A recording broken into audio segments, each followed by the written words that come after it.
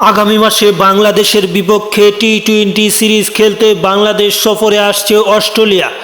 সেজন্য অস্ট্রেলিয়া দল ঘোষণা করেছে।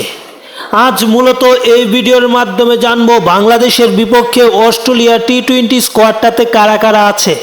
তাই যারা চ্যানেলটি এখন পর্যন্ত সাবস্ক্রাইব করেননি তারা চ্যানেলটি সাবস্ক্রাইব করে পুরো ভিডিওটাতে দেখুন, তাহলেই জানতে পারবেন বাংলাদেশ এবং অস্ট্রেলিয়ার মধ্যকার টি-20 সিরিজে অস্ট্রেলিয়া টি-20 স্কোয়াডে কারা কারা আছে।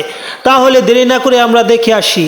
আছে মিচেল মার্শ, যিনি কিনা অধিনায়ক, আছে জেভিয়ার বাটলেট, আছে কুপার কনলি, আছে টিম ডেভিড, আছে জুয়েল ডেভিস, আছে Nathan Ellis, Cameron Green, Aaron Hardie, Travis হেডও আছে এই দলটাতে, আছে Josh Inglis, Spencer Johnson, Matthew Kuhnemann, আছে রাইলি মেরেদিথ, জস ফিলিপস, আছে ম্যাথুরেশন ও অ্যাডাম জাম্পা।